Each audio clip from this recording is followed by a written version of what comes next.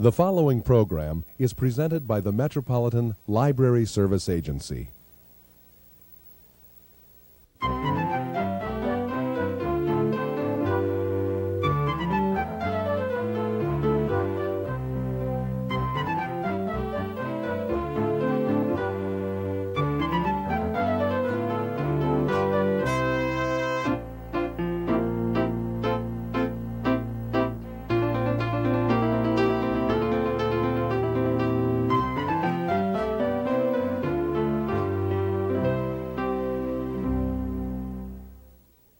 Hello, welcome to All About Kids, a program focusing on the interests of children and young people and some of the issues affecting them.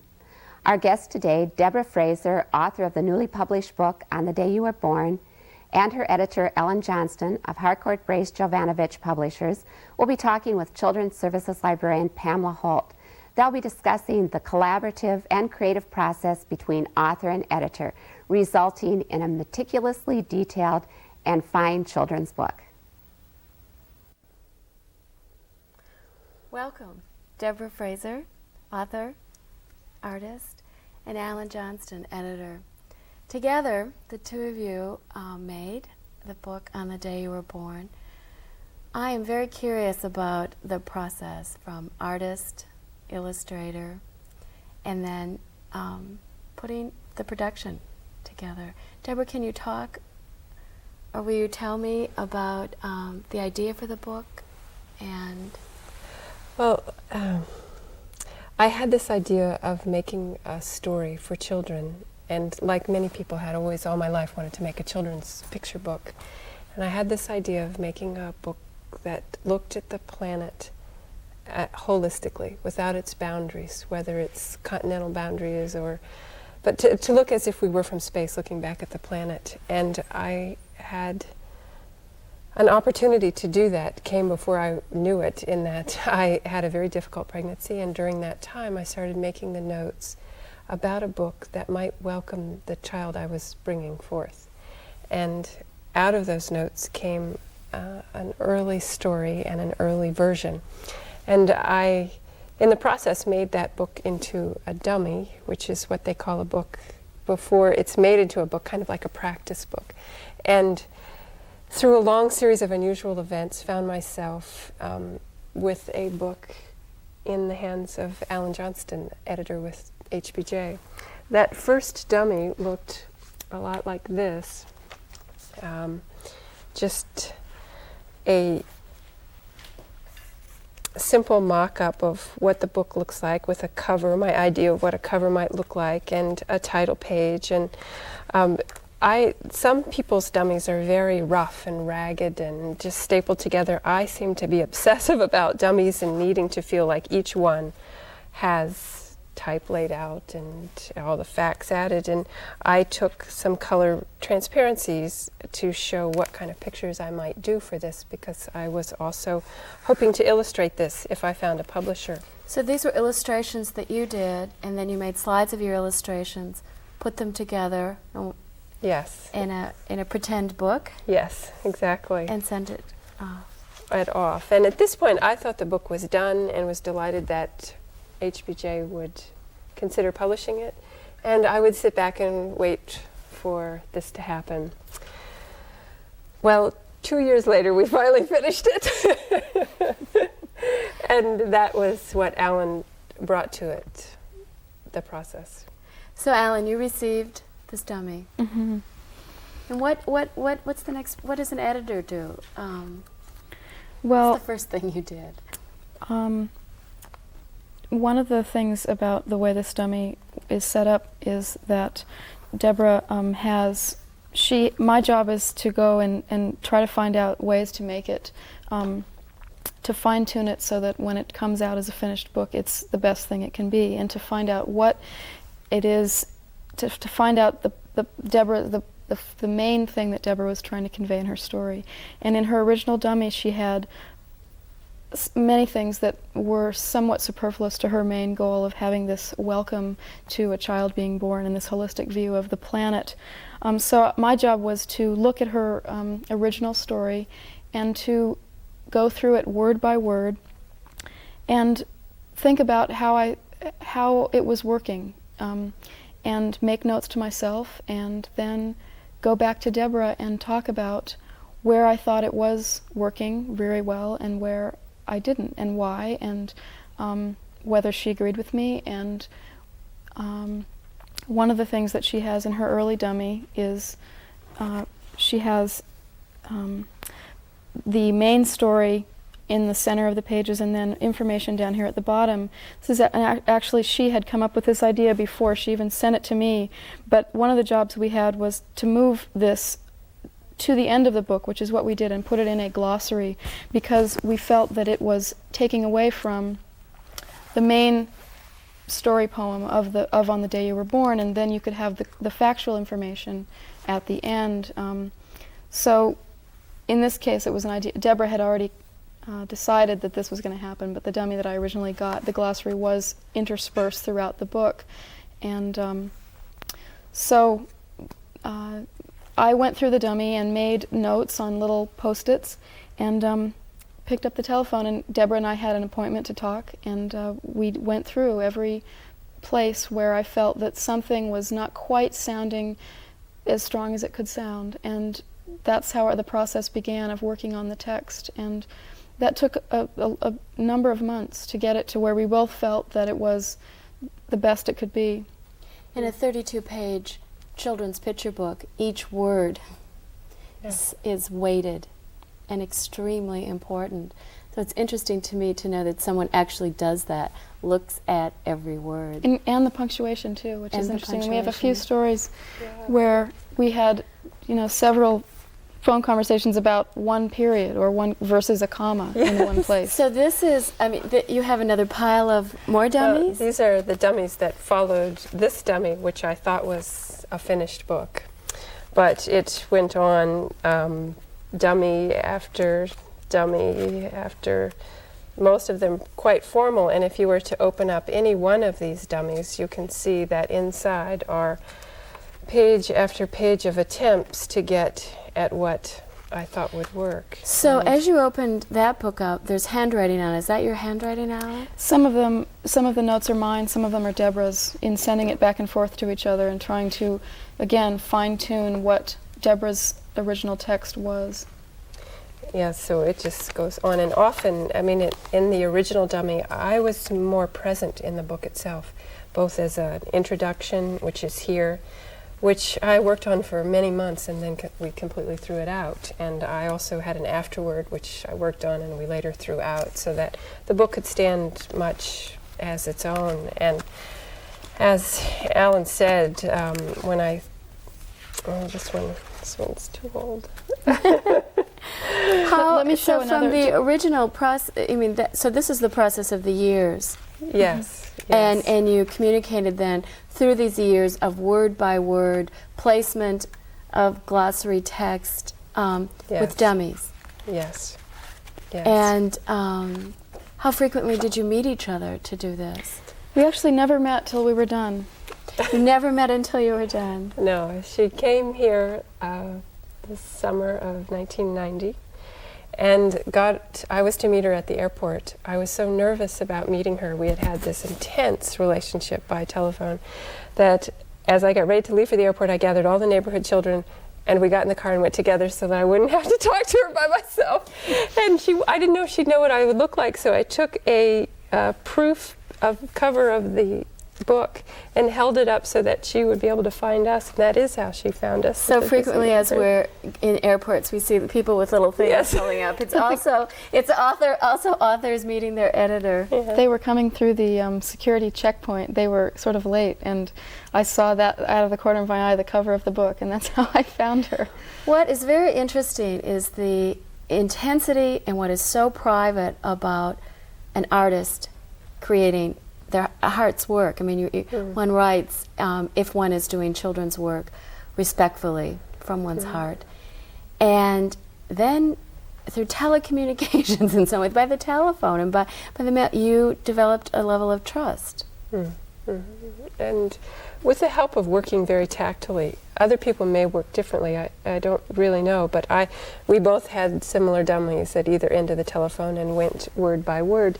And what Allyn was talking about, like for instance in the book, on the eve of your birth, word of your coming passed from animal to animal. The reindeer told the Arctic terns, who told the humpback whales, and so the book opens. Well, after passed from animal to animal, should that be a period? Should that be a colon? Or should that be a semicolon? That occupied How many weeks? a long time. It didn't, and in fact, it didn't come up till much later on in the process, and it just one day it was a colon, and then this the was a lowercase t, so I just sort of was looking at it, and I called her up, and I just said, Deborah, I'm not sure about this moment here. Maybe it seems to me that maybe there's a closure that it needs at the end of that first sentence, of that first phrase, and should it be a sentence? Should it have a period? Should we then have a capital letter into the whole series of the migrating animals? And we didn't decide immediately, yes, it would be a period and a capital T. We thought about it, and that was something that Deborah likes to think about changes a while before she makes the final decision, and so we would live with that for a while, and then one day she'd call me back and say, I think it should be this way. One example I also have, which is an interesting one, is that Deborah's earlier dummies had cut out letters that identified each of the different sections, the rotating Earth page, spinning Earth, and then there was pulling gravity, and done in these black cut-out letters, and they had been there all along as we worked on the text for month after month. And since we hadn't really got into the discussions about the layout of the page and the pictures yet, it never really came up until one day we just kind of thought, well, I don't know, do they really need to be there that way? Are they intruding? If you were to hold it up in front of a child, or read it with a child, or hold it up in front of a class, would that intrude in the forward movement of the story? And we ended up deciding that yes, it did, and so we took those out, and they appear now at the end of the book as... well, it's kind of an interesting process. We decided to take them out, which broke my heart, because these are a holdover from the idea of hand-cutting all these letters, which we dropped early on, and I wanted to keep these. So we played with the idea of taking them out, and I played first with the idea of running it down a strip on the side. And when I tried that, I didn't like the lettering, but I did like the strip. So that led to, in the book, on the textual pages, on each side now you have this bar that lifts something out of the image, and each one is different. But if you know the story, it came from this myth turned into something we use. I'm as an editor, that's one of the jobs that is most difficult sometimes, because you have to sometimes ask the author or the illustrator questions that they might not want to hear about something that they're really attached to, and phrase it in the right way so that they, instead of feeling, so that they feel that maybe it is something to consider, and especially if it's something that they've been working with for a long time and they're quite attached to, they might not be open to it unless you do phrase it in the kind of way that is gentle enough and open-ended enough so that they feel like, it's something they can consider, and you aren't trying to make them do that. So then it's also a matter of conflict resolution and great diplomacy. Very much, yes. And a skill of being an editor that I think I don't understand that. I mean, there's a part of what the editor is, of who and what is imposed upon by the artist. What's interesting is I'm listening to both of you talk. There was a balance, and there was a sharing, and there was a discussion. Well, unfortunately, the editor says something's not right here, but doesn't fix it. That becomes my job. She becomes the second set of eyes that reads with the highest standards, which is so helpful. But it's that high standard which I want to talk to, and for both of you. This particular book, with its beautiful end papers, the language, and the art, is what I believe is one of the best examples of the children's picture book, which to me is the highest form of publishing. And you have done it together. as opposed to going for something, I mean, you could, the message, your intent is so clear. A book of celebrating on the day you were born and all of the earth signs of the planet is one that many of us have been waiting for. We didn't even know we were waiting for that. You could have done it with less care, with less production costs, making a lot of money. And in this book, both of you, especially Allyn as curator of this art, you didn't go for a bottom line. You went to that highest calling. How was that decision made? Was that something that Debra demanded of you? It's just the way we approach publishing picture books, because we do feel the same way that you do, that that is a very high form of art, and it's also an area that's quite important, because we're publishing books for young children, and it's possibly the first experience they've had with high quality artwork, and therefore it's so important to reproduce it as well as possible, because it's the first experience that they've had with it, and hopefully we'll give them reason to have a lifetime filled with books and with artwork. So that's the philosophy behind it, and we approach publishing books that way. That's wonderful, because we know as I'm a librarian, and is working with children, from the research that I've done, that children intuitively have an aesthetic sense. They gravitate towards the best of line, color, and design. And the child that is not fed that, and that's not nurtured, it's not that it's lost, but your book is like walking into a museum. Well, we can show you an interesting example of that. With the jacket design on this book, it was something that we were very concerned with, having the jacket be as inviting and engaging as possible. So we went through many, many different versions. This should have type up here to show what it looks like, and so you might like the book in gold with green stripe, or green with orange stripe, gold with an orange stripe, or maybe green with a gold stripe. So in each shade, I see. So Debra made all of these to try to work out for both of us to see what we liked best, and we put them up on bookshelves, we took them into bookstores, set them up to see how the different designs and colors would catch your eye. In fact, you'll see that the type here is black. We didn't know until very late on that we were going to use this white type, and in fact a number of versions had two different colors, with the title being one color and Debra's name being another. So, and again, when did the cover come in? Was this an end decision? I mean, at the end of production? Did you, or as you said that you went back to the opening sentence, and should this be a colon? Let's change it from from a small case to a capital, which changes. And that wasn't done. You didn't work methodically, from beginning to end. Well, actually, you do, but different things come up. Like all those dummies that you saw, Debra was using a computer and setting up that type. The typeface that we ended up choosing for the book was different, and also the size and the decision about what the point size of the type would be was a fairly lengthy one, just to see how it looked the best on the page.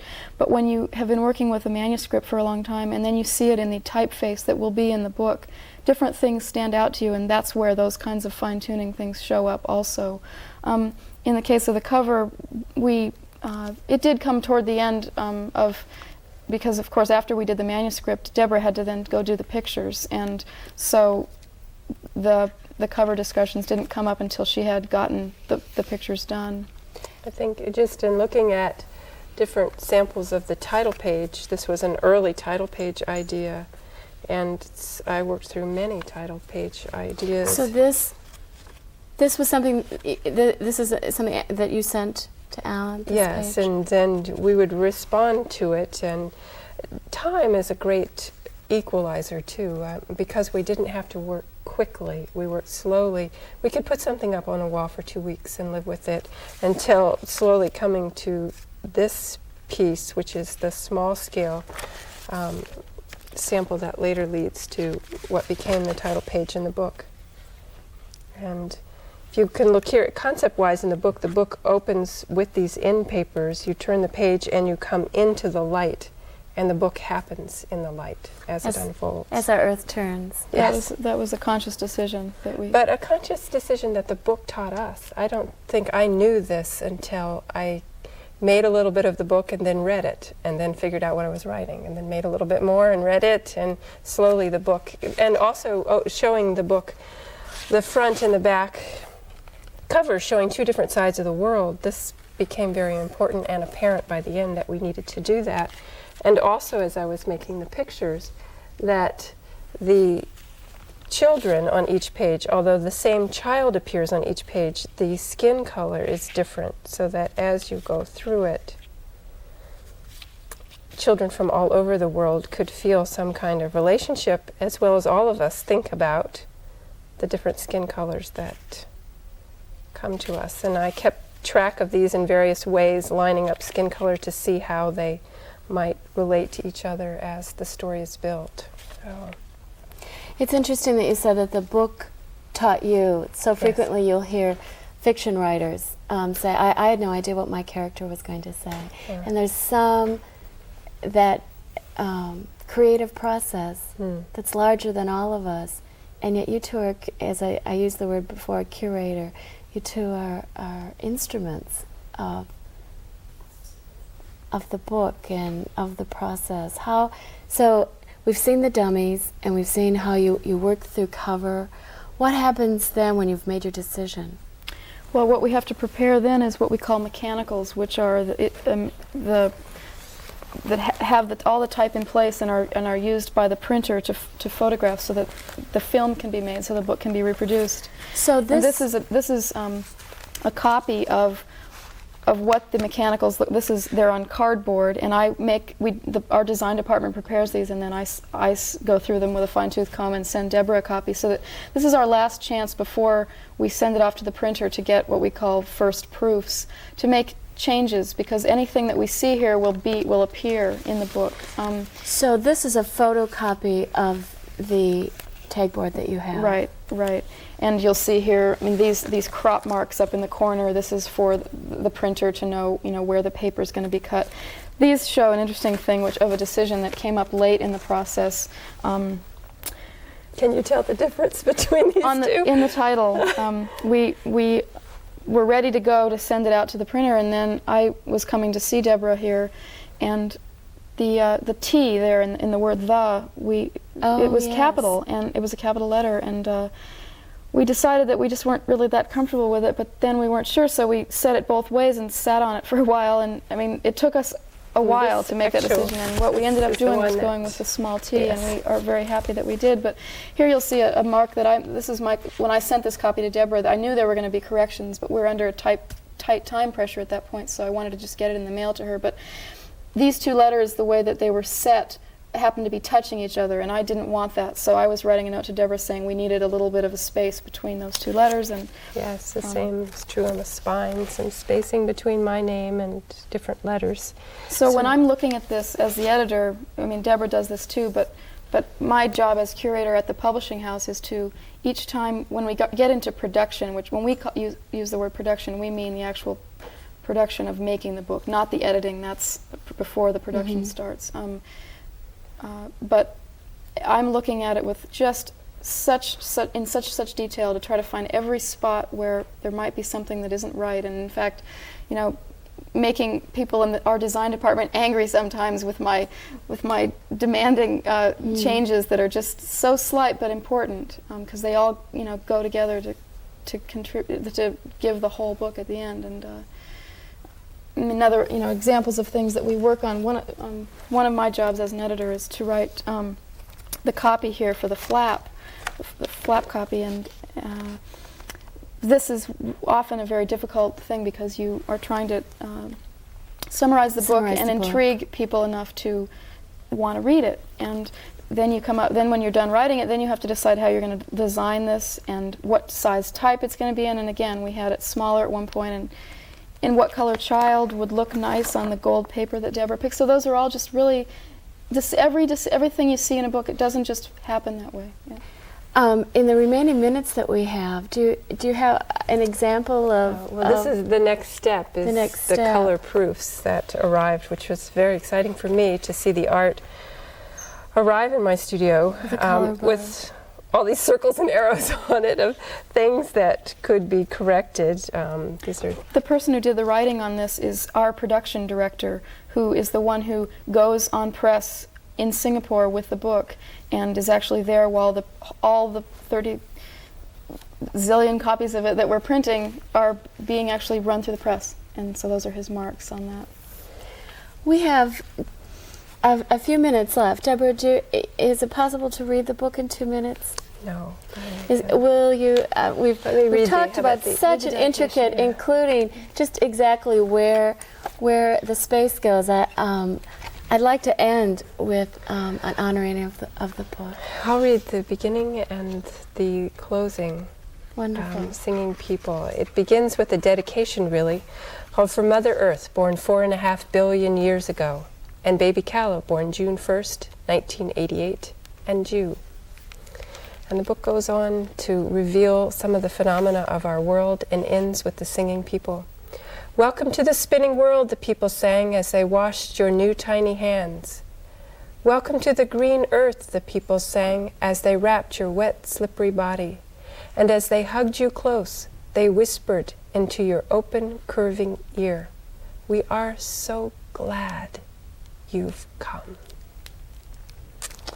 As a children's librarian, as someone who has used this book with children, I am so glad that the two of you work together so intensely and with such great care so that your art and the best of who you are as an editor have really given all of us a timeless and beautiful welcome to our existence.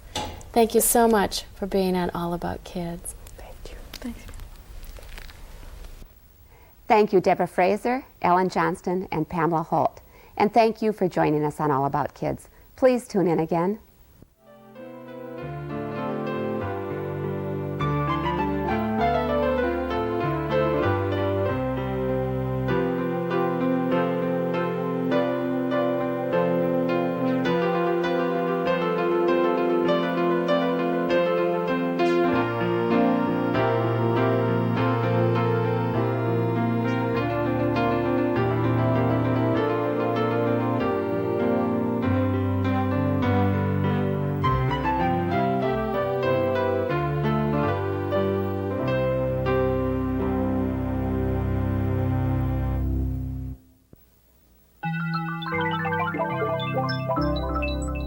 This has been a presentation of Hennepin County Library in conjunction with the Twin Cities Metropolitan Library Service Agency.